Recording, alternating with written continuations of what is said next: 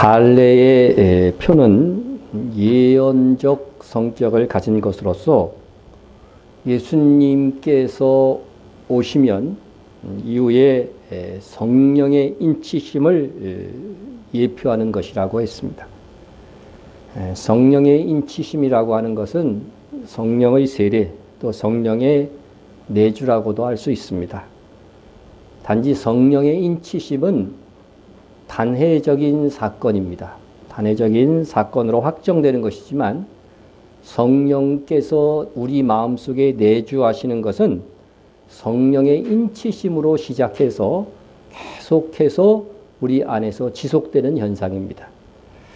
아버지의 아들로 태어나는 것은 한순간이지만 아버지의 아들로 자라나는 것, 그 간섭하에 자라나는 것은 계속 지속되는 것과 같은 이치다 생각하시면 됩니다. 이것은 구약 시대에서부터 예언해 온 새 언약에 대한 성취인 것입니다. 예레미야 선지자는 새 언약을 이렇게 설명해 주었습니다.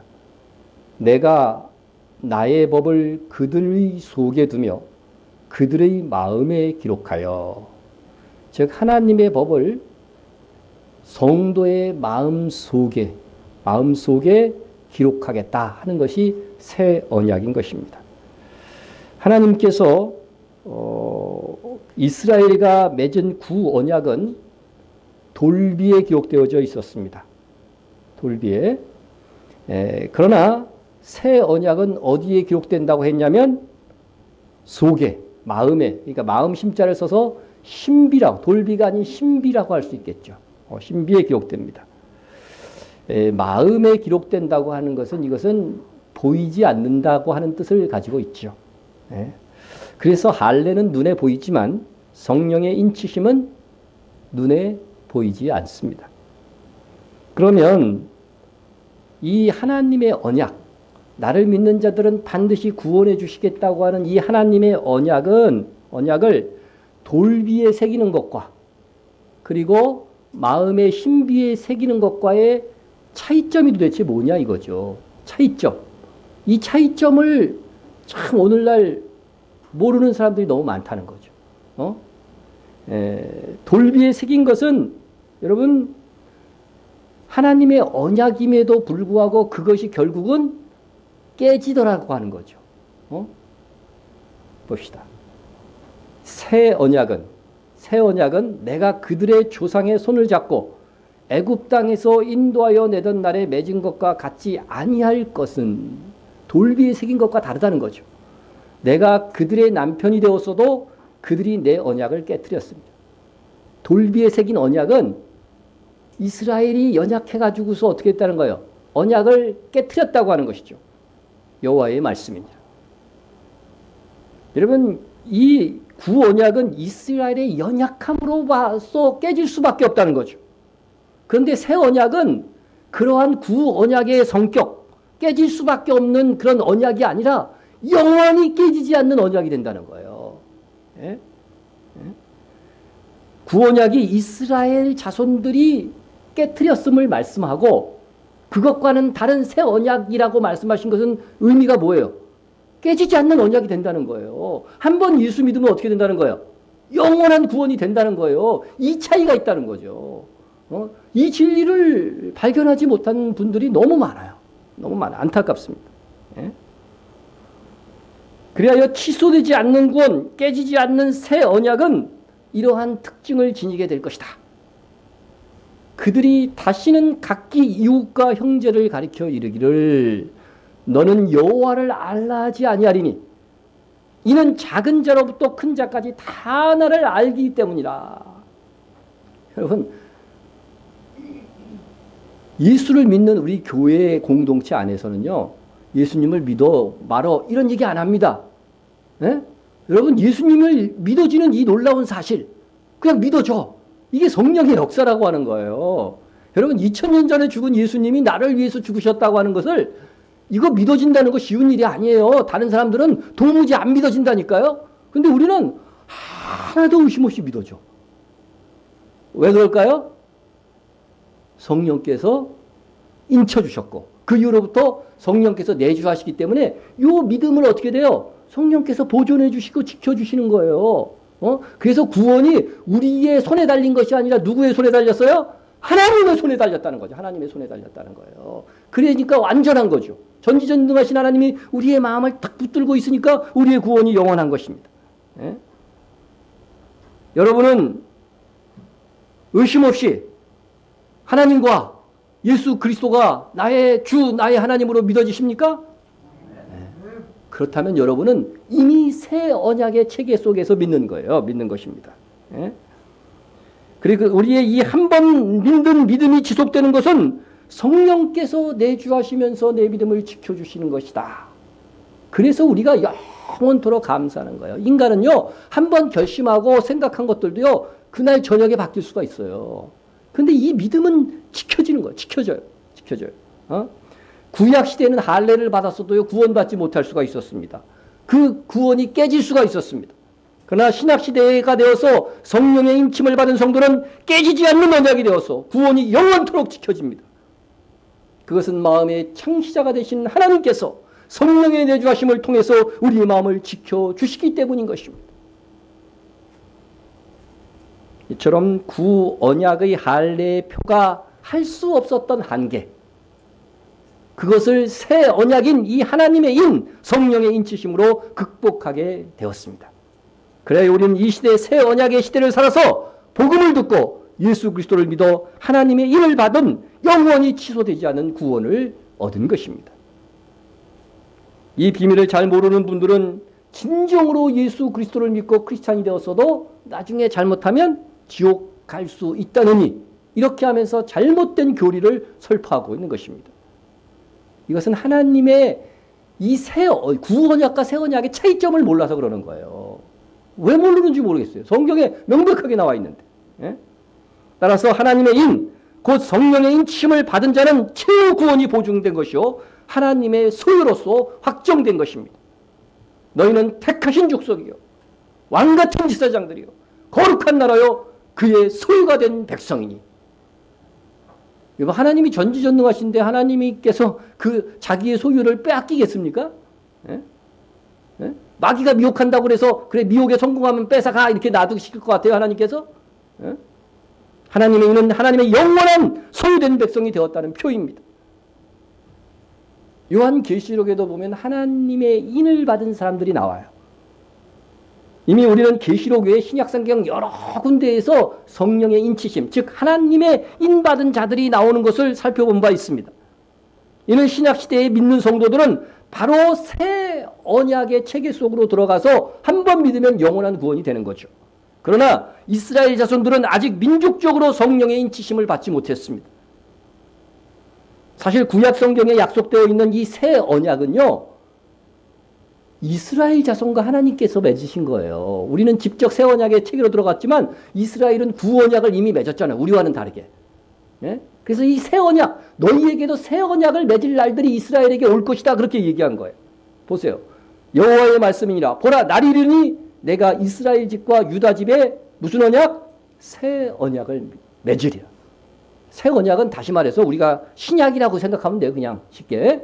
예, 여러분 이스라엘 사람들이 이스라엘 민족적으로 지금 신약 성경을 믿습니까? 안 믿잖아요. 이게 그래서 민족적으로 아직 저들은 이 새 언약의 체계, 우리는 이미 새 언약이 이루어졌지만 그들에게는 새 언약이 안 이루어진 거예요. 그런데 요한계시록에 보면 하나님의 인을 받는 이스라엘 자손이 등장하는 거죠. 그죠? 그래서 여러분 요한계시록은 특별히 마지막 세대를 위한 말씀이기 때문에 이스라엘이 이제 예수 그리스도를 믿고 성령의 인치심을 받는 새 언약의 체계 속으로 들어오기 시작하는 것은 바로 주님 오실 날이 가까이 왔다. 여러분 가장 명확하게 드러나는 사인이 그거예요. 이스라엘 자손들이 예수 그리스도를 믿기 시작하면은 정말 주님이 오실 날이 가까이 왔다는 거죠. 그런 일들이 지금 일어나고 있지 않습니까? 하나님의 인에 대해서 좀 더 공부를 하는데 하나님의 인은 할례와는 달리 육신의 눈으로는 보이지 않는다 그랬죠. 보이지 않습니다.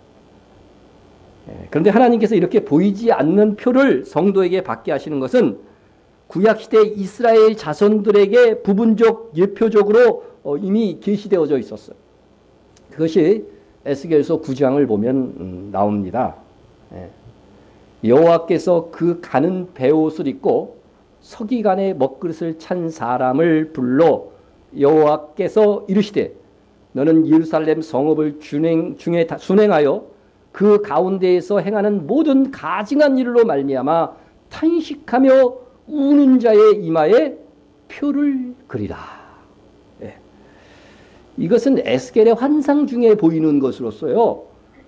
이 서기관의 먹그릇을 찬 사람이 그리는데 이 서기관의 먹그릇을 찬 사람은 사람이 아니고 천사입니다. 실질적으로는 환상 중에 보이는 천사인데 이 천사 보고 어떤 사람에게 가서 그 표를 그리라고 하냐면은 그 예루살렘 성읍의 가증한 죄악들로 인하여서 탄식하며 우는 자의 이마에 표를 그리라고 하는 거죠. 표를 그리라고 하는 거. 예? 여기서 천사가 표를 그리는 행위는 환상 중에 보이는 일이기 때문에 이거는 영적인 것입니다. 따라서 실제 눈으로 육신의 눈으로 보여지는 이마에 표가 그려지는 것이 아닙니다. 이 표는 영적으로만 알 수 있는 표시금으로 육신의 한계 속에 있는 사람은 알 수가 없습니다. 하지만 누구는 알아요? 하나님 아시고 또 천사나 마귀는 영체죠. 영체. 그렇기 때문에 천사나 마귀는 그것을 볼 수가 있는 거예요. 영적인 거지만 볼 수가 있습니다. 예? 그것은 귀신의 힘을 빌려서 참으로 믿는 자와 불신자를 금방 구별하는 무당을 보면 압니다. 여러분 예수 믿고 전보로 한 번이라도 갔다 온 분 손들어 보세요.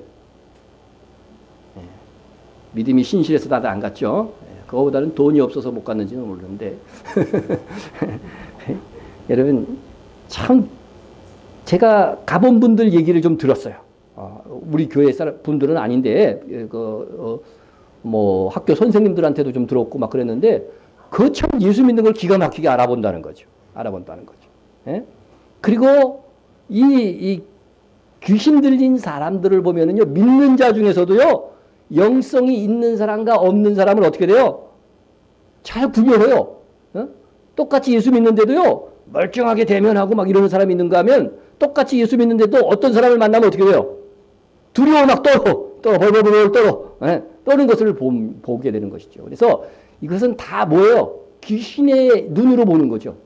예? 귀신으로. 그래서 여러분 천사나 귀신은 이 영적으로 그려진 이 표를 볼 수 있는 거예요. 볼 수 있는 것입니다. 따라서 천사는 하나님의 표를 받는 사람과 그렇지 않은 사람을 구별할 수 있기 때문에 척범은 알기 때문에 하나님께서는 하나님의 표를 분별할 수 있는 천사들에게 이마에 하나님의 표가 그려져 있는 사람들만 어떻게 해요?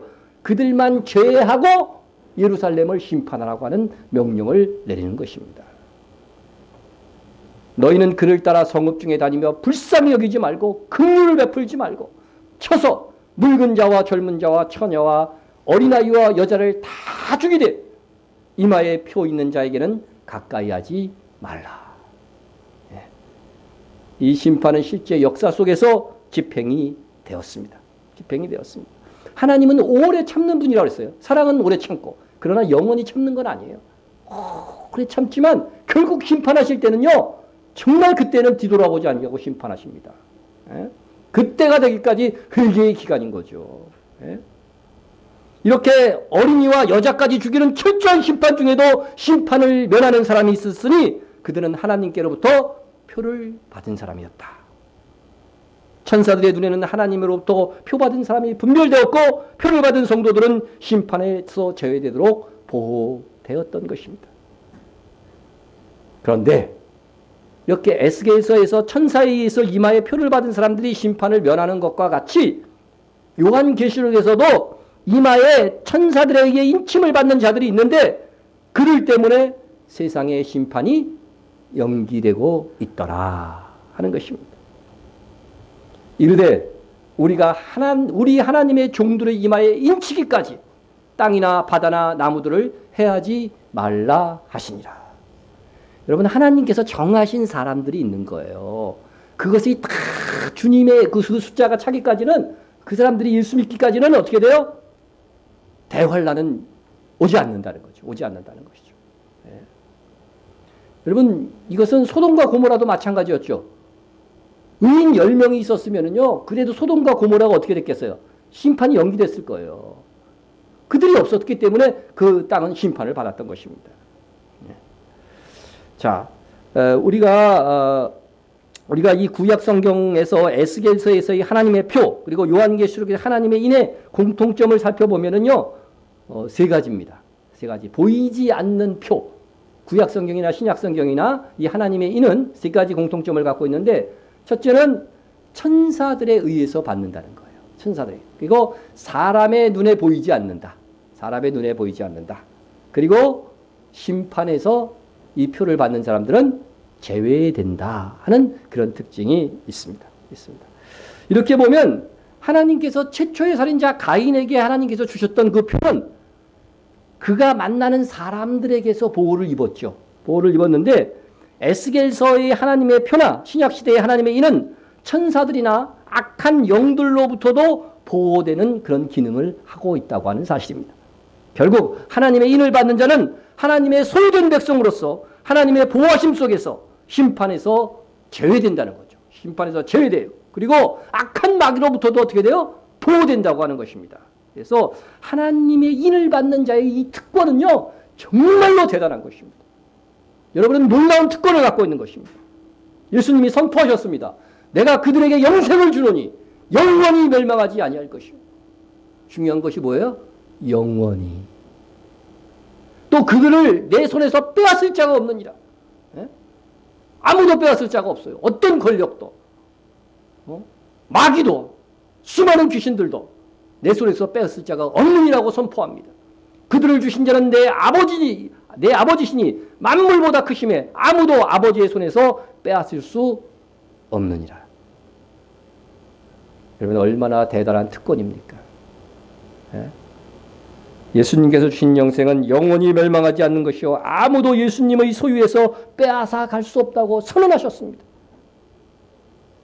아버지 하나님께서 지키심에 하나님을 이기고 우리를 멸망에 이를 자가 없습니다. 그럼 마지막 때에 거짓 그리스도들과 거짓 선지자들이 일어나 큰 표적과 기사를 보여 할 수만 있으면 택하신 자들도 미혹하리라. 여기서 왜 택하신 자들도 그렇겠어요? 예? 안 되는 줄 알면서도 미혹하는 거예요. 그냥 어느 정도 고통과 압박을 주기 위해서. 예? 옛날 노래 중에 안 되는 줄 알면서 왜 그랬을까 그런 거 있는데 마귀가 그런 짓을 한다니까 마지막 때는. 예? 이렇게 거짓 그리스도들과 거짓 선지자들이 택하신 자들을 멸망시키는 미혹은 하나님께서 천사들을 보내서 보호하심으로써 성공하지 못할 것입니다. 하나님께서 택한 자들 곧 하나님의 인친 자들, 하나님께서 인친 자들은 받은 바 구원을 잊어버리지 않도록요 하나님께서 강력하게 역사하실 것입니다. 이는 그때에 큰 환란이 있겠습니다. 대환란을 얘기를 하는 거겠죠. 창세로부터 지금까지 이런 환란이 없겠고 후에도 없으리라. 여러분은 이 시대를 살고 싶습니까? 네. 우리 병인은 살겠다고 이렇게 고개를 끄덕거렸어요. 네. 이 시대가 우리 시대에 오기를 간절히 원하세요. 차라리. 네? 영원한 하나님의 나라를 위해서 우리가 그 속에서 믿음을 지키면요 상이 더 크거든요. 여러분 그건 도전적이고 열정적인 신앙인이 되어야 돼요. 네? 그런데 보세요. 그날들 그 환란이 얼마나 강력한지요. 그날들을 감하지 아니하면 모든 육체가 구원을 얻지 못할 것이나 믿는 자들도 어떻게 돼요? 배신할 수밖에 없을 정도의 환란이라는 거예요. 그러나가 있죠. 택하신 자들을 위하여 그날들을 감하시리라. 여러분 감당할 수 없는 시험은 주지 않겠다고 하는 이 예수님의 약속이 우리에게 있는 거예요. 예? 그러니까 하나님은 택하신 자들이 반드시 구원을 얻을 수 있을 정도의 환난만 주시고 환경만 주시고 모든 세상의 역사를 연출하실 것이라고 하는 거예요. 이 약속은 뭐예요? 반드시 예수 그리스도를 믿는 자들은 내가 구원하겠노라. 이런 의지가 이 말씀 속에 담겨져 있는 것입니다. 이렇게 보면 정말 예수 그리스도를 믿음으로 보이지 않는 성령으로 인치시는 하나님의 인을 받은 우리가 가진 특권은 다시 말씀드리지만 참으로 놀라운 것이에요. 이것을 여러분들 가슴 깊이 좀 느끼세요. 예? 듣고 아 그렇구나 이 정도가 아니라 정말 여러분 묵상해 보면서 내가 받은 이 은혜가 얼마나 큰가 좀 생각하고서 하나님 감사합니다. 정말 마음을 다해서 하나님 감사합니다. 이렇게 되어야 돼요. 예? 우리는 마귀도 어쩔 수 없는 하나님의 택하신 족속이요 소유된 백성입니다. 그런데 사탄은 자기가 하나님과 비길이라 하는 자이기 때문에 말세 지말에 이 하나님의 인을 흉내내고자 하는 거예요. 에? 그것이 바로 뭐예요? 짐승의 표인 것입니다. 그가 모든 자 곧 작은 자나 큰 자나 부자나 가난한 자나 자유인이나 종들에게 그 오른손에나 이마에 표를 받게 하고 있습니다. 여러분 여기서 모든 사람에게 표를 받게 하는 그는 누구냐? 누구죠? 땅에서 올라오는 짐승. 다시 말하면 뭐라고요? 거짓 선지자라고 했죠. 네. 내가 봄에 또 다른 짐승이 땅에서 올라오니 13장 1절에서는 바다에서 올라오는 짐승이 있어요. 그것은 열국에서 나타나는 정치적인 어떤 적그리스도고 여기서는 어떻게 돼요? 이제 거짓 선지자가 땅에서 올라온다. 땅에서 올라온다. 네. 이것은 땅과 바다에 대한 건 이미 다 말씀을 드렸어요. 드렸습니다. 자, 이 땅에서 올라오는 짐승은 이적을 베풀며 적그리스도를 경배하도록 미혹할 인류 최고의 거짓 선지자입니다. 다시 말씀을 드립니다. 짐승이 잡히고 다시 말해서 적그리스도가 잡히고 그 앞에서 표적을 행하던 거짓 선지자, 땅에서 올라오는 짐승을 말하는 거예요. 거짓 선지자도 함께 잡혔으니 이는 짐승의 표를 받고 그의 우상에게 경배하던 자들을 표적으로 미혹하던 자다. 예. 오늘 본문에 보면 표적으로 미혹하던 자가 바로 이 땅에서 올라오는 짐승이라는 것이 분명히 나타나게 됩니다. 자, 이래서 이 땅에서 올라오는 짐승이 거짓 선지자가 표적을 행하면서 모든 사람들에게 이제 계시록 13장 1절에 바다에서 올라오는 짐승 곧 적그리스도 열국에서 등장하는 적그리스도의 표를 받게 할 것입니다. 이것이 하나님의 인을 흉내내는 것이라고 하였으니 이 표를 받는 자는 짐승의 소유 곧 적그리스도의 소유가 되는 것이고 더 나아가서는 사탄의 소유가 되는 것입니다. 네? 이것은 요한계시록에 나오는 인과 표를 좀 비교함으로써 알 수가 있습니다. 예. 여러분 이제 이 표와 인을 한번 비교해 보겠어요. 이 표는 짐승의 표고 인은 하나님의 인이다. 이러면 생각하시면 됩니다. 헬라어로 표는 카라그마예요. 카라그마. 그리고 인은 스프라기스. 그리고 뜻은 뭐냐면은요. 먼저 인에 대한 뜻을 보면은 도장 자국 사전 찾아보면 그렇게 해서 도장 인친다고 하는 것은 여러분 도장을 인이라고 그러잖아요. 우리나라 말도. 그래서 이 도장 찍는 거 이것은 뭐예요? 너는 내 거다 하고 도장을 찍는 거나 다름이 없는 거예요. 그래서 소유된 백성이 되는 것입니다. 그리고 표를 주는 자는 하나님이고 집행자는 천사로 나옵니다. 받는 사람들은 누구예요? 하나님의 종들이다. 여러분은 예수 그리스도를 믿는 즉시 어떻게 돼요? 다 하나님의 종들이에요. 사명이 맡겨지는 자들이에요. 그리고 물리적 유무 이것은 이제 실제로 우리가 볼 수 있고 이렇게 있는 것이냐 사람으로서 감지할 수 있는 것이냐 한 것인데 보이지 않는다. 하나님의 인은. 자, 근데 이 표 짐승의 표는 뜻은 낙인이라고 그랬죠. 낙인. 그래서 이것은 노예의 표식입니다. 원래 동물에게 찍는 것인데 노예의 표식이라고 그랬고 그 다음에 표를 주는 자는 사탄. 그것은 현실적인 역사에서는 적그리스도의 이름이 적힌 것이지만은 이것은 거짓 선지자가 맡게 한다. 집행자입니다. 그리고 받는 사람들은 누구냐? 당연히 반대로 사탄의 종들이 되는 거예요. 사탄의 종들이 되고 물리적 유효는 보입니다. 물론 표를 받게 하면 이 오른손 등 속으로 이렇게 들어가면 감출 수는 있지만 그것은 분명히 우리가 물리적으로는 존재하는 것이다. 이렇게 볼 수가 있습니다. 지금은 이 표를 할 수 있는 것이 정말 콩알만한 정말 작은 점만한 우리가 그냥 일단 볼펜 점으로 찍을 정도의 작은 것들도 나와 있어요. 그래서 이 물리적 유무는 보인다 하는 것을 여러분들이 체감할 수 있기를 바랍니다. 이 사탄이 거짓 선지자에게 받게 하는 표는 하나님께서 천사들에게 주시는 인의 이 차이점은 뭐냐면요. 여러 가지 차이점이 오늘 지금 말씀을 드렸지만은 가장 큰 공통점은 소유의 개념이에요. 소유의 개념. 그래서 스프라기스 이 하나님의 인을 받는 자는 하나님의 소유된 종이 되는 것이고, 카라그마, 표를 받는 자는 사탄의 소유, 적그리스도의 소유가 되는 것입니다. 이 짐승의 표는 사탄이 취소될 수 없는 구원을 받는 하나님의 인을 흉내내는 것이라고 그랬잖아요. 그러니까 이 표를 받으면 영구적으로 적그리스도의 백성이 되는 거예요. 사탄의 백성이 되는 것이고, 적어도 더 이상 하나님의 백성이 될 가능성이 없어지게 되는 겁니다. 자, 이 표는 다시 말씀드리지만 낙인이라는 뜻을 갖고 있어요. 이것은 낙인은 노예들이 받는 것으로 주인이 이름이 새겨진 도장입니다. 원래 이 낙인은 원래 처음에는 노예들이 받았던 것이 아니고 이렇게 짐승에게 여러분 들판에 이렇게 동물들 자기 짐승을 들여놓으면 어느 게 내 짐승인지 모르잖아요. 그래서 이렇게 불도장을 딱 짐승에게 찍어 놓는 거예요. 그래서 이거 누구 소유다. 그래서 이 도장에는 뭐가 있겠어요? 주인의 이름이 있는 거예요. 주인의 이름이 있는 거죠. 바로 이 도장을 사람에게 찍는다고 하는 것은 뭐예요? 이 표를 사람에게 딱 준다고 하는 것은 이것을 찍는 자가 그 사람의 뭐예요? 주인이 된다는 거예요. 주인이 된다는 거. 그런 의미를 갖고 있는 것입니다. 자, 그런데 이 거짓 선지자가 받게 하는 이 표는 주인이 누구예요? 성경 말씀 표현 그대로는 짐승이죠. 짐승의 표니까.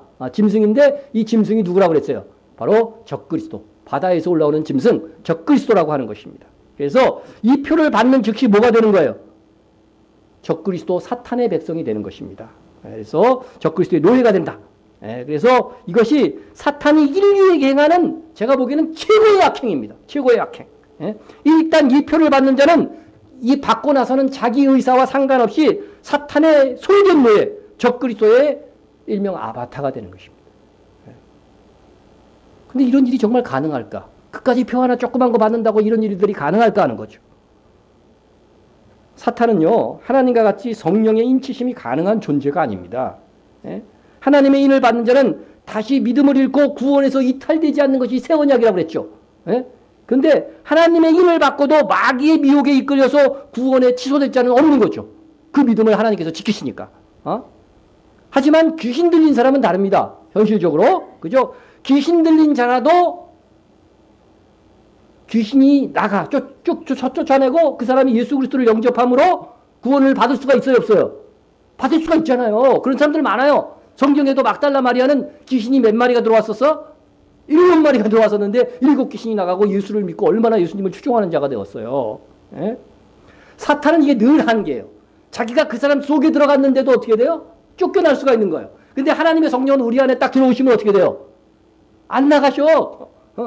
안 나가시고 우리의 믿음을 지켜주신다고 하는 것이죠. 이게 사탄의 내주와 하나님의 내주의 다른 점이에요. 사탄은 귀신들은 항상 사람 속에 들어가지만 이것이 언제든지 쫓겨날 수 있는 가능성을 남겨두고 있다고 하는 거죠. 그래서 이제 이 자기도 이 사탄도요, 하나님처럼 사람의 영에 한 번 자기의 이름을 새겨서 영원히 자기 소유로 삼을 방법이 없을까 고심하고 연구해 왔던 것입니다. 결국 사탄은 그 방법을 찾아낼 것이라고 성경이 예언된 거예요. 사탄은 짐승의 표를 받게 하면 이제 나의 노예가 되어서 앞으로는 도무지 하나님을 믿을 가능성이 없어지는 상태가 되는 놀라운 원리를 발견한 겁니다. 여러분, 사람은요, 배우고 연구하면서 어떻게 지식이 자라갑니다. 동일하게 사탄도 인격체이기 때문에 스스로 배우고 연구합니다. 연구해요. 그래서 사탄도요, 인격체이기 때문에 지식이 자라가요. 사탄은 그렇게 사람에 대해서 연구하면서 사람들의 마음을 훔치고 사람의 영혼을 영구적으로 파괴하는 방법을 찾아가는 것입니다. 그래서 고대의 어떤 귀신의 그 지식과 지금 귀신의 지식은 달라요. 이게 하나님의 창조를 이렇게 보면서요, 많은 것을 연구하고 배운 거예요. 그래서 미혹의 방법도 예전보다 훨씬 더 발달한 겁니다. 아무래도 사탄은 오랜 세월의 연구 끝에 영구적으로 하나님의 백성이 되게 할 수 없는, 사람이 하나님의 백성이 되게 할 수 없는 그런 방법을 이미 찾아낸 것만 같습니다. 그것이 오늘 본문에 나타난 짐승의 표입니다. 카라그마. 표는 소유를 뜻하는 낙인이기 때문에 그 단어 자체로 적그리스도의 이름이나 숫자가 들어있는 표라고 했으니까 그 표를 받는다면 그의 소유가 되는 것이며 영구적으로 적그리스도와 같은 운명에 처하게 될 것이라고 하는 것입니다. 한번 표를 받으면요, 적그리스도와 같은 운명이 돼요. 그래서 실제로 표를 받은 사람들과 적그리스도의 운명이 같음을 요한계시록은 말씀하고 있습니다. 여러분, 적그리스도의 최후를 성경은 이렇게 기록하고 있어요. 짐승, 적그리스도죠. 짐승이 잡히고 그 앞에서 표적을 행하던 거짓 선지자도 함께 잡혔으니 이 둘이 산채로 어디에 들어가요? 유황불 붙는 못에 던져진다는 거죠. 예? 유황불. 예? 여러분, 소돔과 고모라가 어떻게 멸망해요? 유황불에 의해서 멸망하잖아요. 그게 지옥을 미리 보여주신 거예요. 하나님께서 역사 속에서요. 예? 유황불 붙는 못에 던져지고 이렇게 했습니다. 예? 자, 그런데 그러면 이 짐승, 이 적그리스도의 표를 받은 사람들의 최후 운명은 어떤가 한번 보세요. 만일 누구든지 짐승과 그의 우상에게 경배하고 이마에나 손에 표를 받으면 어떻게 되느냐? 거룩한 천사들 아까 어린 양 앞에서 불과 유황으로 고난을 받으리니 그 고난의 연기가 세세토록 올라가리로다. 표를 받으면 어떻게 돼요? 적그리스도와 똑같은 유황불 속에서 영원토록 여러분 고난을 받게 될 것이라고 성경이 말씀하고 있습니다. 예. 여러분, 요한계시록에는 이 표를 받고 이 표를 취소할 수 있다는 말씀이 나오지 않습니다. 오히려 영원한 고난에 떨어질 것이라고 합니다. 또 짐승의 표를 받았더라도 회개하여서 하나님께 돌아와라, 이런 촉구의 말씀이 없습니다. 여러분, 이 표를 받는 이야기가 계시록에서 지금 13장 이후에 계속 여러 번 반복되는 것을 알 수 있어요. 그러면 마지막 시대는 이 표가 굉장히 중요하다는 거예요. 근데 이 표를 한 번 받으면은요, 이 표 받은 사람들이 회개하고 돌아오라, 이런 말씀 없어요. 그들은 영원히 사탄의 종이 될 것이라고 오히려 말씀하고 있는 것입니다. 그래서 표를 받음으로 다시는 재기 불가능한, 영적 회복이 불가능한 존재로 전락해버리고 마는 것입니다. 그러므로 우리는 듣든지 아니 듣든지 이 표에 대한 말씀을 이 세대와 후세대에 전해야 됩니다. 혹 그들이 지금 믿지 않고 흘려들을지라도 이것이 현실화될 때는 알 것입니다. 이 표를 받으면 영원히 회복될 수 없는 지옥으로 가는 길이 된다는 것을 그때는 깨달을 것입니다. 여러분, 아무리 먼 미래의 일이라도 하나님께서는 다 아시잖아요. 다 아시는 하나님께서 사탄이 마지막 때에 사람의 생각과 마음까지도 자기 마음대로 컨트롤할 수 있는 표를 발명할 것을 우리로 성경을 통해서 충분히 예상하도록 하시고 그것을 또한 거짓 선지자를 통해서 받도록 할 것을 말씀하셨습니다. 사탄은 이제 거의 이 표의 원리를 발견하고 더 확실하고 고도화되도록 하는 단계에 있는 것으로 보여집니다. 2015년 2월에 헐리우드의 대장 킹스맨이라는 영화가 개봉되었습니다. 보신 분들? 몇 분 봤어요. 예상치 않은 분도 봤네요. 올가을에 킹스맨 2가 나온답니다. 9월 22일 날 헐리우드니까 우리나라에도 가을쯤이면 들어올 것 같아요. 근데 이 영화 킹스맨에서 사우스 글레이드 교회에서 이 발렌타인이라고 하는 사람이 그동안 연구하고 준비해 놓은 실험을 하게 됩니다. 실험을 하게 되는데 그 교회에 들어온 사람들이 갑자기 서로 증오와 강기에 가득 차서 서로 죽이는 장면들이 있어요. 교회에 들어왔으면 뭐 해야 돼요? 함께 예배드려야 되는데 갑자기 말이에요. 서로 분노하고 증오의 마음을 가지고 싸우는 그런 일들이 발생한 것입니다. 이때 킹스맨 요원이었던 구주를 위한 살상, 그것은 정당한 살상이죠. 구주를 위한 살상만 한다고 언급한 원칙 있는 킹스맨 요원 해리조차도 무언가의 영향을 받았는지 총과 킹스맨의 장비를 이용해서 무려 41명을 학살합니다. 왜 이렇게 신성한 교회에 들어온 사람들끼리 서로 싸우고 죽이는 이런 결과를 낳았을까? 그 이전에 이 발렌타인이라는 사람이 전 세계 모든 사람들에게요, 전화 통화와 무선 인터넷 서비스를 언제 어디서나 항상 평생 무료로 제공해주는 유심 카드를 나눠주게 됩니다. 묘하게 이제 이게 우리도 어디서나 인터넷이 되는 것들이 자꾸 공짜가 되어가고 있죠, 그죠? 공짜가 되어가고 또 미국에서는 전 세계 어디서나 인터넷을 할 수 있도록 공짜로 할 수 있도록 이런 체계를 지금 움직여 가고 있어요. 근데 이 킹스맨에 나온 내용과 비슷한 거예요. 예? 이 편리성 때문에 세계인은 영화에서요, 휴대폰에 이 유심칩을 이제 다 장착을 하는 거죠. 언제 어디서나 되는 거니까. 이 유심칩만 끼면. 예? 그런데 휴대폰에 저장된 칩의 어떤 부분을 활성화시킴으로 인해서 칩에서 나오는 신호의 영향을 받은 사람들이 갑자기 적대감을 갖게 돼갖고 난폭해져서 서로를 죽이게 되는 것입니다. 예? 그래서 이 서로 죽이게 된 이유가 거기에 있는 거죠. 그 핸드폰에 있는 그 유심칩에서 나오는 그 전자파에 의해서 이 사람들이 영향을 받은 거예요. 막 갑자기 분노와 힘이 일어나고 적대심이 일어나갖고 그 교회에서 서로 싸우는 일들이 일어났다는 것이죠. 저는 영화이지만 이게 짐승의 표를 미리 보여준 것이 아닐까. 여러분 헐리우드 영화들은 항상 미래의 것들을 미리 보여줘 왔어요. 지금까지. 예? 그런데 이 상상이 실제로 가능한 시대를 우리는 살고 있습니다. 만약 이 작은 칩을 사람의 이마나 오른손 안에 삽입하여 놓는다고 한다면 보다 확실하게 사람들의 생각과 감정과 행동까지도 통제하고 조종할 수 있는 시대로 발전하고 있는 것입니다.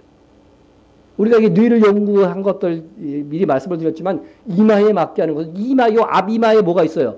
전두엽이 있잖아요. 거기서 모든 생각과 판단을 결정하는 거예요. 예? 그래서 환란의 때에 이마에 표를 받은 군인과 경찰들에게 신호를 보내서 그들이 상대하는 대중들을 미워하게 만들므로 대중을 잔혹하게 살육하도록 만드는 영화 킹스맨과 같은 장면이 현실이 될 수 있는 것입니다. 미국에서 이미 많은 군인들이 이미 이 표를 받았어요. 네. 정말 과학의 기술이 표를 받기만 하면 사람의 생각과 감정과 행동까지도 제어할 수 있는 가능한 시대가 되었을까. 작년 10월에 연합신문 기사의 헤드라인이 이렇습니다. 감정을 인공 조작하라. 감정은 나의 것이라고 생각하잖아요. 그런데 인공 조작하라 하는 제목이에요. 비호감을 호감으로. 좋아하고 싫어하는 감정 인공 조작 가능. 미 연구팀에서 쥐를 통해서도 확증했고 또 사람을 통해서도 어느 정도 가능하다고 얘기한 거죠. 여러분 이 기사 내용을 한번 제가 읽어드리겠습니다. 좋아하는 상대를 싫어하게 만들거나 싫어하는 상대를 좋아하게 만든 일이 현실적으로 가능할까? 상대가 누구인지 기억하는 뇌 속의 신경세포를 조작하면 이런 일이 가능해질 것으로 보인다. 미일 연구팀은 쥐 실험을 통해 누가 언제 어디서 어떻게 했다는 정보 중 누구를 기억하는 뇌 속의 특정 영역을 찾아내는 데 성공했다.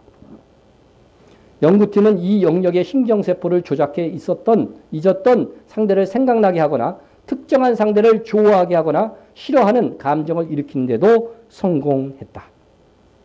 미국 매사추세츠의 MIT 공대죠. 연구원은 기억에 직접 접근함으로써 인공적으로 특정 상대를 좋아하게 하거나 싫어하게 만들 수 있게 됐다고 말했다.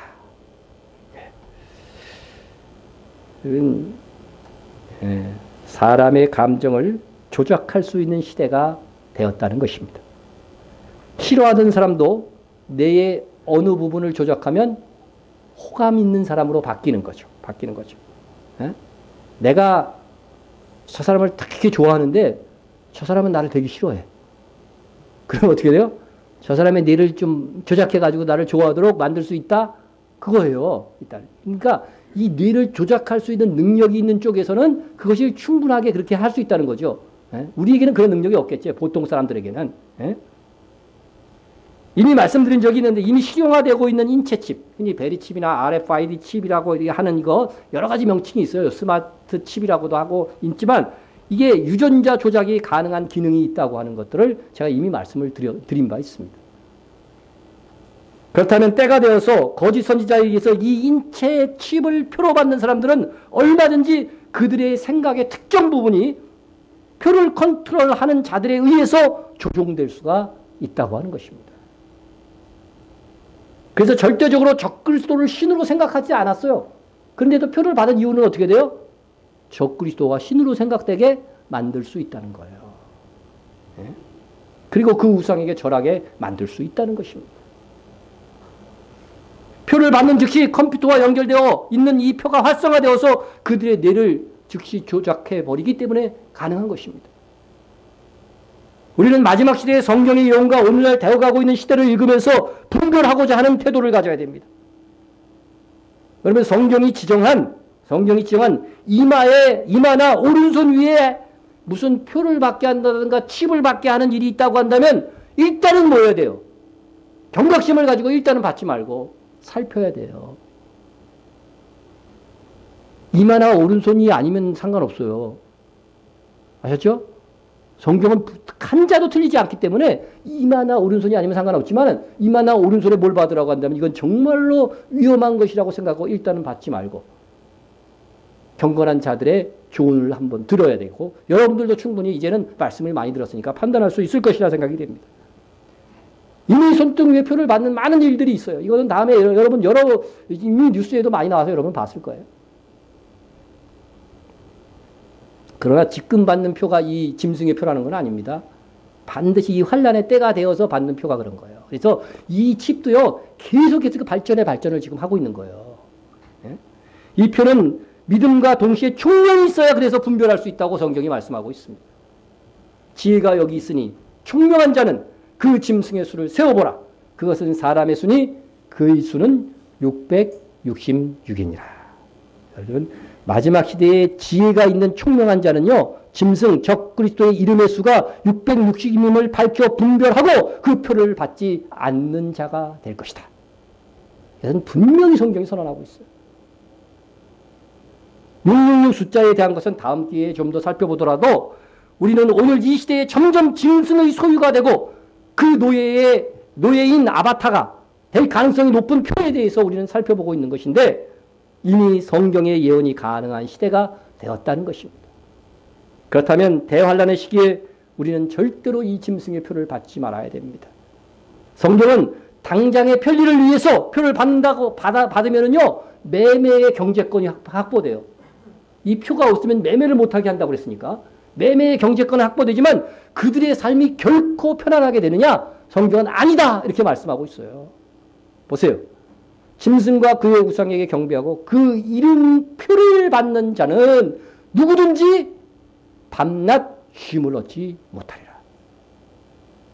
낮에만 쉼을 얻지 못하는 것이 아니라 밤에는 쉬어야 되는데 밤낮 쉼을 얻지 못하게 될 것이다. 예. 그러다가 최후에 유황불못에 짐승과 함께 떨어지는 것입니다. 그렇다면 우리가 그 시대에 이 사건을 접한다면 우리는 어떤 안력이 주어진다고 해도 이 짐승의 표를 받지 말아야 할 것입니다. 그때에는 이 표를 받지 않으니 내가 주를 믿고 있음을 증명하는 수단인 것입니다. 그때에는 이 표를 받지 않는 것이 주님께서 남겨주신 나의 십자가가 될 것입니다. 그때에는 우리가 이 표를 받지 않으므로 주님을 사랑하는 사랑의 대가를 지불하는 것입니다.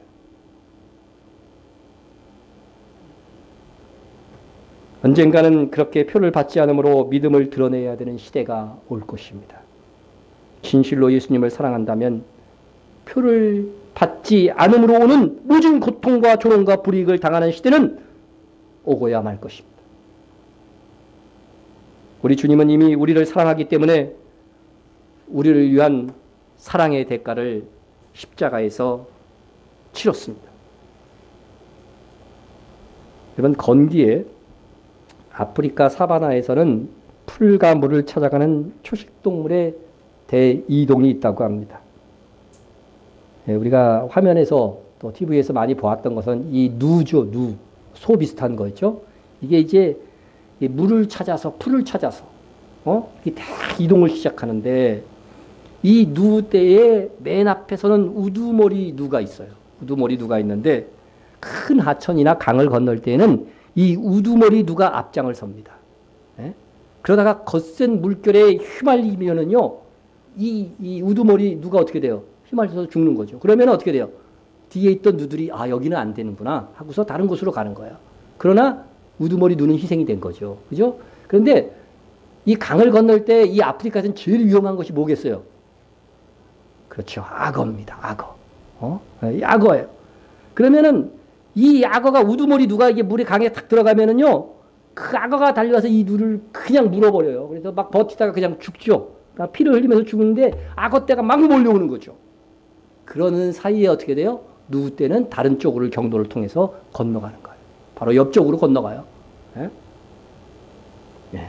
그것이 하며 들어보면 이 한 마리 누가 죽고 그 다음 그 옆에서 악어떼가 없는 틈을 따가지고서 이렇게 누구떼가 장렬하게 건너가게 되는 것입니다. 이 장면을 목도한 한 시인은 이렇게 읊었습니다. 누군가의 죽음에 빚진 목숨이여. 그래서 누구들은 초식의 수도처럼, 수도승들은 누워서 앉아 듣거든요. 누워서 자지 않고 혀로는 거친 풀을 뜯는가. 그렇게 해서 아주 멋진 시기를 읊었어요. 예.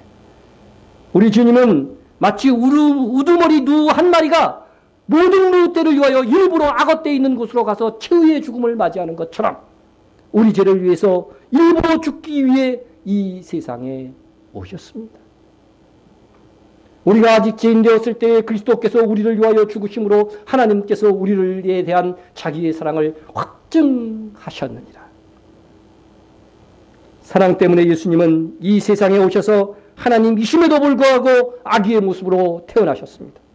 사랑 때문에 주님은 많은 율법학자들과 군중들 그리고 군인들에게 박해를 받았습니다. 사랑 때문에 주님은 하나님 앞에서 우리를 대신해서 고난을 받음으로 우리의 온전한 희생제물이 되어 주셨습니다. 예수님은 우리를 사랑하셨기 때문에 굳이 사람이 되지 않은데도 않아도 되는데도 불구하고 사람이 되셔서 우리를 위하여 죽음을 경험하신 겁니다. 그 덕분에 우리는 심판에 이르지 않고 천국의 시민이 되었습니다. 이제는 우리 차례입니다. 그 큰 사랑을 입은 우리가 주님을 사랑한다면 사랑의 대가를 치러야 됩니다. 마지막 때에 주를 사랑하는 자들은 666 짐승의 표를 거절함으로써 사랑의 대가를 치도록 요구받을 것입니다. 그러나 그때뿐 아니라 지금도 우리는 주님을 사랑하기 때문에 절제하고 인내하고 수고해야 하는 사랑의 대가가 있어야 합니다. 그러면 이제 우리가 나를 죽기까지 사랑한 주님을 위해서 치루어야 할 사랑의 대가는 무엇이 있을까? 우리는 주님의 이름이 무시되고 조롱당하는 현실을 보면 탄식하며 마음이 아파야 됩니다. 여러분, 제 자식이 누가 아버지 이름을 막 욕하고 있어. 근데도 들으면서 아무렇지도 않아. 우리 아버지 욕하고 있네. 여러분, 주님의 이름이 욕먹고 있으면요, 아파해야 돼요. 네. 이게 주님을 사랑한다는 증거예요. 증거입니다. 네.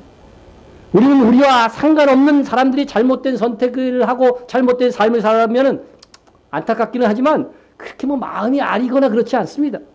그러나 정말 사랑하는 사람이나 가족 중에서 그렇게 살면 어떻게 돼요? 마음이 아픈 거죠. 자식이 교회에 나왔는데 빨간 염색을 하고 왔어요. 머리에. 얘는 그게 이제 자랑거리라고 하고 온 거예요. 빨간 염색을 하고. 예? 근데 그 부모가 더 부끄러워해. 걔는 안 부끄러워하는데 부모가 부끄러워해. 똥꼬치마를 입고 왔어. 미니스카보다 더 짧은 게 똥꼬가 보인다 그래서 똥꼬치마. 자식은 부끄러워하지 않는데 그 자식을 사랑하는 부모는 사랑하기 때문에 치러야 될 감정의 대가가 있다는 거예요. 예? 여러분, 사랑하는 사람과 만나서 헤어질 때에도 뭐가 있어요? 아쉬움, 슬픔이 있죠. 제가 어떤 글에서 봤어요. 부모님은 우리가 사는 영국을 방문하고 미국에 있는 집으로 막 돌아가려고 하는 참이었습니다. 딸이 울면서, 손녀죠. 할아버지 할머니 가지 마세요 하고 말했습니다. 내가 아이를 달래고 있는데 남편이 사랑의 대가가 이런 거겠지라고 말했습니다. 여러분, 사랑하는 사람들끼리는요, 사랑하기 때문에 그리움과 그 아픔의 대가를 치릅니다. 예? 여러분은 주님을 사랑하기 때문에 치르고 있는 사랑의 대가는 무엇입니까? 주님을 사랑하기 때문에 그들이 주님의 이름이 무시되고 조롱함을 하는 사람들을 보면은 화가 납니다. 화가 나요. 예? 우리가 화가 난다고 그 사람 가서 막 때릴 수는 없어요. 그런데 하나님은요, 우리의 중심을 보기 때문에 화가 나고 아파하고 슬퍼하는 그 마음을 사랑하시는 거예요. 여러분, 예수님의 이름을 막 함부로 한다고 그래가지고서 우리가 응징할 수는 없어요. 왜냐하면 성경이 뭐라고 돼 있어요? 심판하시는 이는 하나님이시다. 하나님이시다. 하지만 에스겔서 9장에서 하나님의 표를 받은 사람들이 세상의 죄로 인해서 탄식하며 우는 자들이었다고 하는 거예요. 그들이 무슨 일을 하는 자들이 아니었어요. 예? 그 죄로 인하여 세상이 죄악에 하나님을 섬기지 않고 죄악으로 가득한 것을 보고 탄식하며 울 뿐이었어요. 그런데 하나님은 그들에게 뭐를 주셨어요? 표를 주셨다는 사실이에요. 심판을 면할 수 있는 표를 주셨어요. 그러므로 우리의 마음, 우리의 감정이 굉장히 중요한 거예요. 정말 너는 주를 사랑하고 있느냐? 나를 사랑하고 있느냐? 사랑하면 너희의 감정이 다를 것이라고 하는 거예요. 그래서 주님은 애통하는 자는 복이 있나니 그들이 위로를 받을 것이며라고 했습니다. 우리는 사랑하는 만큼 사랑의 대가를 치릅니다. 주님께서 우리를 사랑하는 크기는 십자가입니다. 죽기까지 사랑하신 거예요.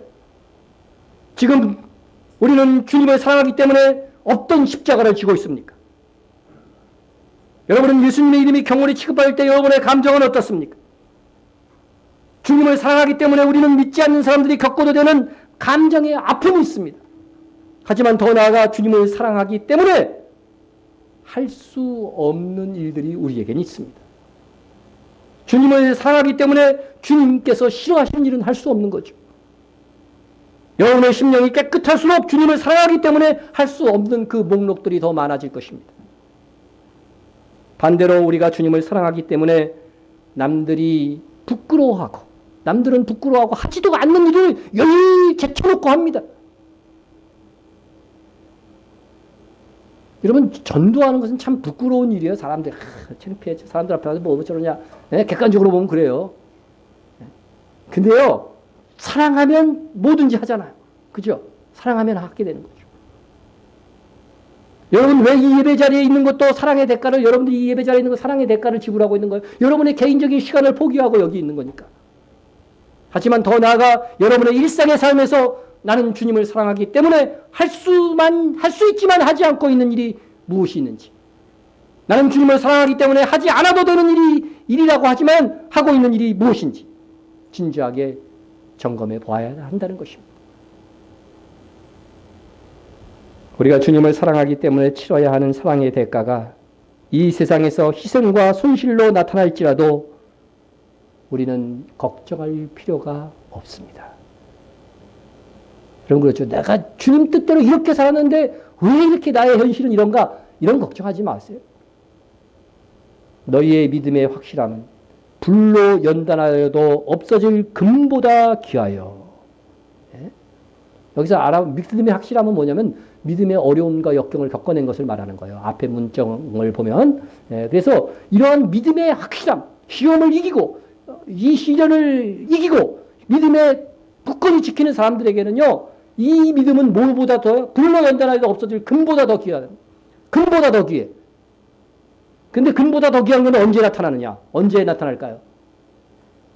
세상 사는 동안이 아니에요. 예수 그리스도께서 나타나실 때에 어떻게 되느냐? 칭찬과 영광과 존귀를 얻게 할 것이니라. 주님께서 다시 오실 날이 가까워질수록 우리가 치러야 될 사랑의 대가는 점점 커져갈 것입니다. 우리가 희생해야 될 것과 포기해야 할 것과 해내야 할 일들이 더 많아질지도 모릅니다. 그러나 종말에 주님을 사랑하기 때문에 감당해야 될 최고의 십자가는 짐승의 표를 받지 않는 것입니다. 저는 정말로 우리 시대에 짐승의 표를 받는 일이 있었으면 좋겠습니다. 그래서 정말 내가 주를 사랑함을 보여드리고 싶습니다.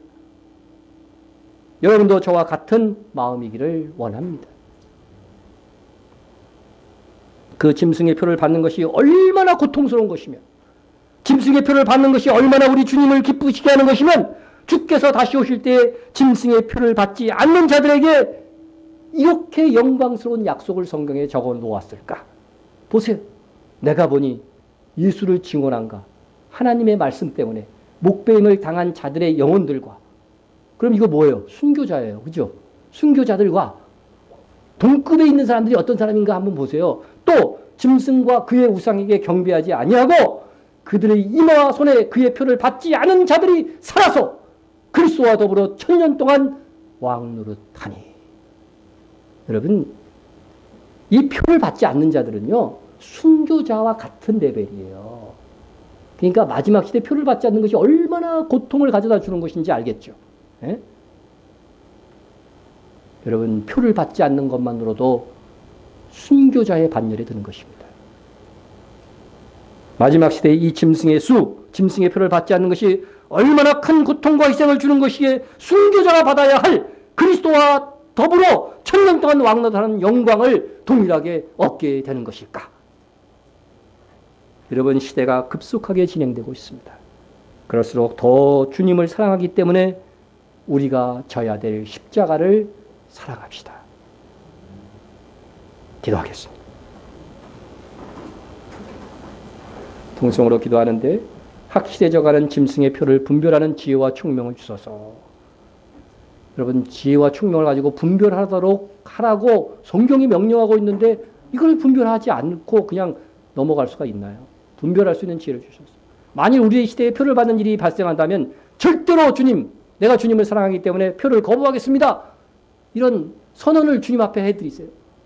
그리고 주님을 사랑하기 때문에 사랑의 수고와 어떠한 사랑의 대가도 치르겠습니다. 해주시고요. 주님 다시 오심을 사모하는 교회 될 수 있도록 여러분 기도해 주시고요. 나라를 위해서 기도해 주시기를 바라고 한국교회를 위해서도 기도해 주시고 우리가 지원하는 선교사들과 이스라엘을 위해서 기도해 주시고요. 북한과 박해받는 세계 성도들을 위해서 그리고 우리 교회의 부흥과 목회자와 성도 간 중보를 위해서 기도하도록 하겠습니다. 통성으로 기도합니다.